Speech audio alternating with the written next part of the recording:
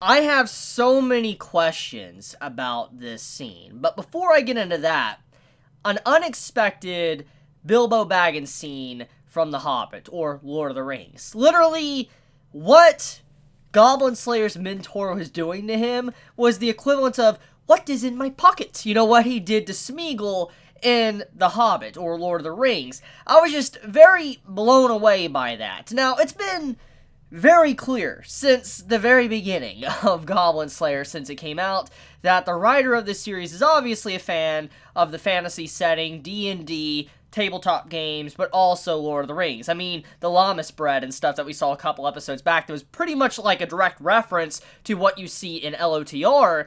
And then now this scene with Goblin Slayer's mentor, I'm like, whoa, like, obviously this writer really loves LOTR, which makes me very happy, because I love LOTR. I loved, you know, all of that. I love Middle-earth and everything. The stories in that is fantastic. I love the characters. The universe in Lord of the Rings and The Hobbit and all of that is great. And just seeing these slight little nods or references here and there, it actually makes me happy. I was very pleased to see that in this episode, and it's definitely the highlight for me. I mean, there's other great moments, amazing moments, which I'm going to talk about in this video, but that moment truly just made me happy as a fan of Lord of the Rings. But okay, dropping that, let's get back into the beginning segment. This scene, Goblin Slayer's bed scene, a lot of questions, like I said. Now, from what I can understand from what this episode tried to tell me, as an anime only, is that Goblin Slayer, he did die. Like, he legitimately, he died. He's GG, he was done. Like, he definitely died. But the only reason why he's alive was because someone that was a maiden, like a priestess, our main priestess girl, was a virgin that was able to resurrect him, and the Sword Maiden was also there to help out with the spell. And I'm just like, whoa, like, this man, like, he's getting his own harem. Like, this man has his own harem being built in this series. Like, priestess, you know, Sword Maiden, Guild Girl. I mean, he has Cowgirl. He's got quite the harem going on. And I'm just like, holy crap. Like, okay, Goblin Slayer, I mean, you may be the slayer of goblins, but you definitely have a lot of women that want you. I mean, there's some images of the Sword Maiden that I really can't show, because it's very obvious when you go back and look at the episode yourself in the region around in here, you'll notice that there's something very weird. It's like, it's very cold in that room, okay? There you go, that's as far as it can go. It's very cold in that room when Goblin Slayer wakes up and you see the Sword Maiden talking to him. I won't go any further than that, because YouTube wouldn't like that, but yeah, I was like, whoa, White Fox, like, you're showing quite a bit there. Like, it's very obvious what was going on there, so it's apparent that Sword Maiden definitely does like Goblin Slayer. Like, she wants his children. Oh, hell yes. Oh, definitely. But okay. Now, anyways, getting back into the details of the resurrection spell. So, from what I understood, was that the maiden was there to initiate the spell. Like, she was needed to initiate the resurrection spell, but she couldn't actually complete the spell because she wasn't technically pure, thanks to goblins in the past. So that's where the priestess came in. She had to be there to be used for, like, a catalyst to actually resurrect the Goblin Slayer. That's what I'm assuming happened and how he was resurrected, which would explain why both of them were in the same room with him when he woke up. Now, speaking of waking up, Goblin Slayer, his design without his armor on.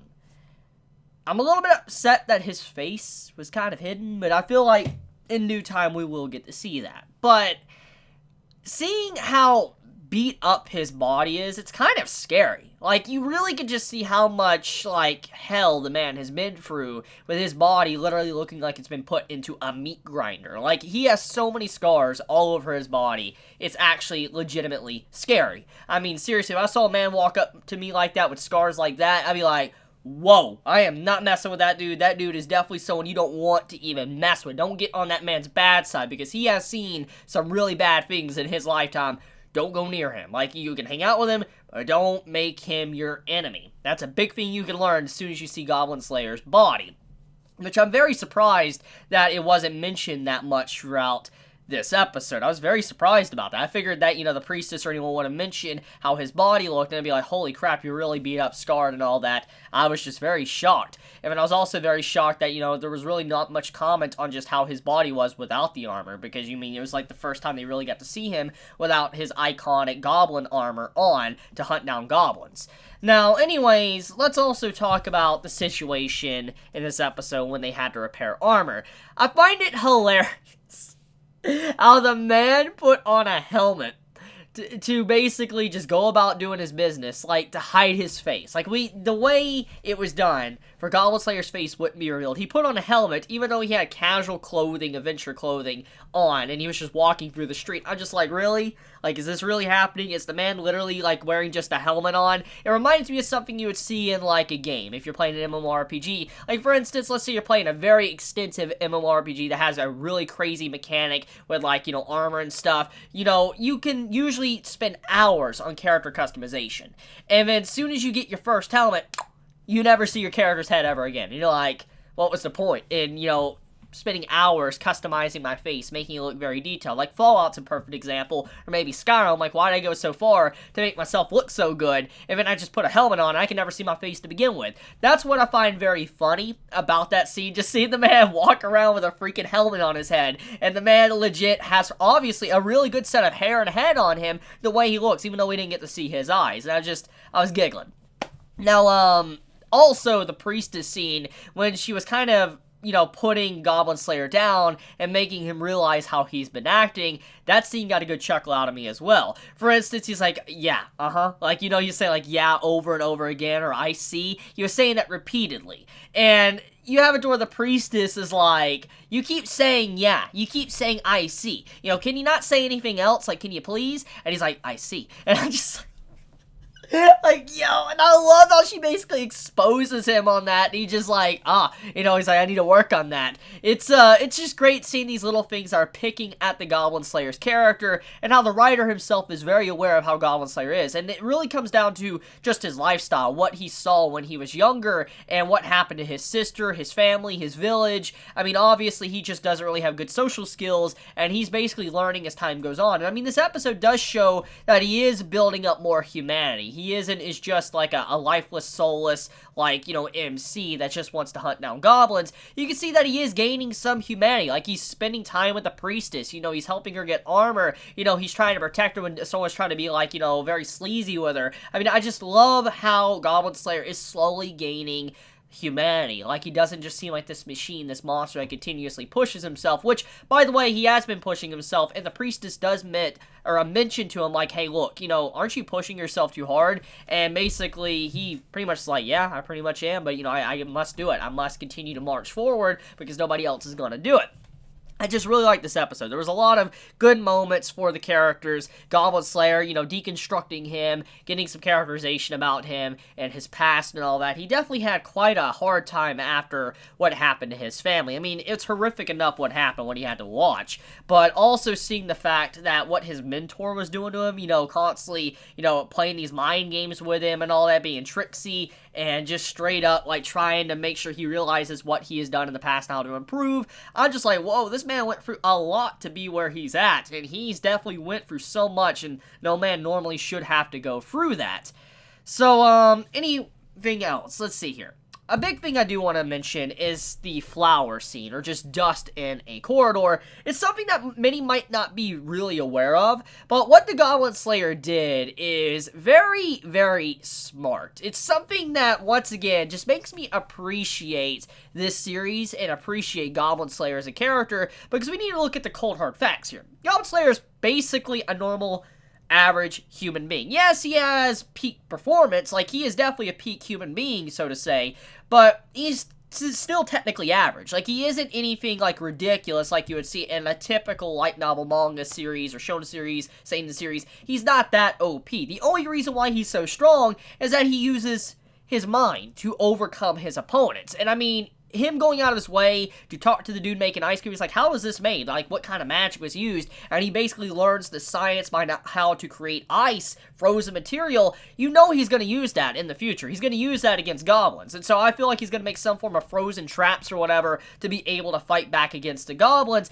And this is how he constantly gets his knowledge. And that's what, you know, the priestess mentioned. She's like, I'm starting to realize how you know so much. You go around to different parts of the town, and you give gold up for knowledge, and you're like, you know, let me know everything, how it's done, and he gives gold away to learn this knowledge to be able to apply it against, you know, the goblins later on in the future.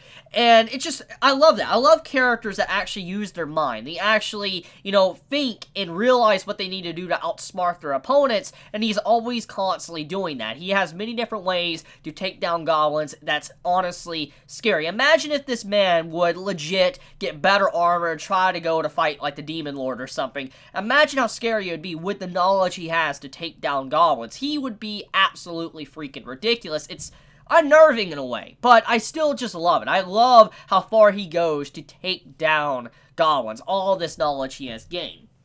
Now, anyways, let's talk about the situation underground. So they finally continue to fight underground to clear out the goblins, because technically the goblin situation has not been settled whatsoever. We know quite a few goblins escaped in the last episode, and we don't know if that was necessarily everything that was down there. We had no idea. For all we know, like, that goblin champion that they were fighting in the last episode might have just been like the you know, front line, and there could be something even more monstrous behind it, like deeper into this like dungeon. So there's still quite a bit left to explore. And on their exploration, they actually encounter like an evil eye, or I believe the name I heard someone mention to me today is Beholder.